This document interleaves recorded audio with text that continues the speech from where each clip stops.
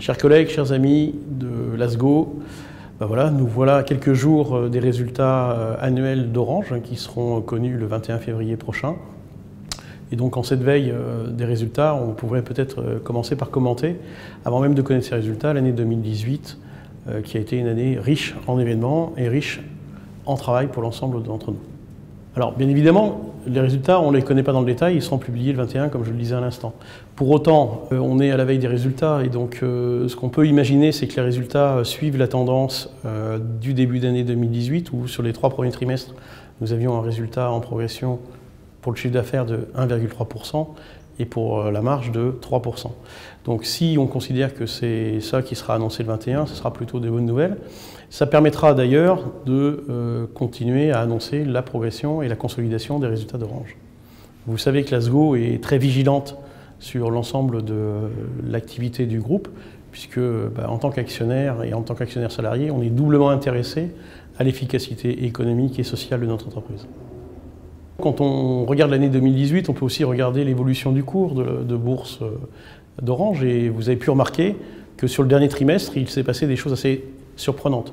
À la fois, le CAC 40 a baissé de 7,7% sur le trimestre et en même temps, Orange a gravi les échelons progressivement en augmentant de 8% sur le même trimestre. Soit un écart entre le CAC 40 et le cours de bourse qui survalorise en fait de 16% quasiment le cours d'Orange.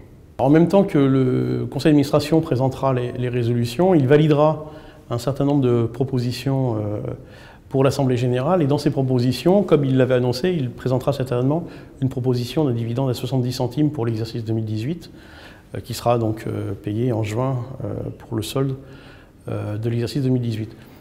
L'ASGO, vous le savez, est très vigilante à la fois au fait qu'il existe un dividende, puisqu'il est normal que les actionnaires salariés qui ont investi leur épargne aient une rémunération de leur engagement auprès de l'entreprise. Et en même temps, on voudrait que les évolutions de ce dividende, quand elles sont positives, soient marquées par une prime à la fidélité. Et c'est le dispositif de majoration de dividende ou de dividende majoré qui, pour nous, devrait s'appliquer, qui, si elle n'est pas dans les propositions de résolution pour l'Assemblée générale proposées par le conseil d'administration, nous nous ferons fort de porter cette demande auprès des actionnaires via une résolution additionnelle. Vous le savez, il y a comme un serpent de mer dans le secteur des télécommunications en France, qui est la consolidation du secteur.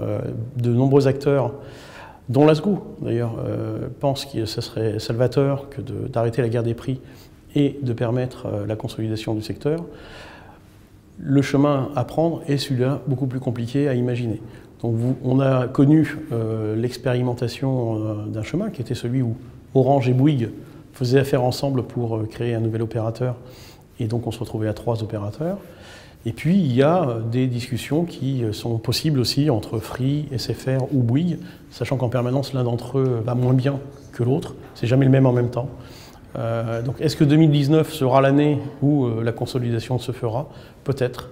Nous devons nous poser des questions sur l'avenir de l'actionnariat salarié chez Orange. Il n'est pas impossible que l'État, à l'occasion soit de la consolidation, soit pour une autre raison, décide de baisser sa participation dans le capital d'Orange. Et c'est à ce moment-là qu'il faudra que l'ensemble des salariés soient regroupés, sous l'étendard ASGO j'espère, pour défendre les intérêts des salariés et des actionnaires salariés du groupe.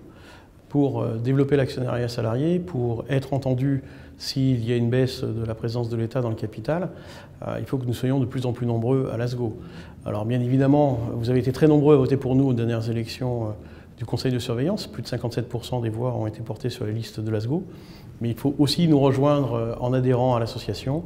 N'hésitez pas à aller sur le site internet de l'ASGO ou aller simplement sur notre compte Twitter Canal l'ASGO et de suivre le lien vers le site pour pouvoir adhérer et rejoindre les rangs de l'ASGO. Et donc, vous l'avez compris, le 21 février, les résultats du groupe Orange, et donc vous aurez bien évidemment un commentaire sur le site ASGO de l'interprétation de l'ASGO sur les résultats, et je ne peux que vous encourager à nous rejoindre sur le site dès le 21 ou le 22.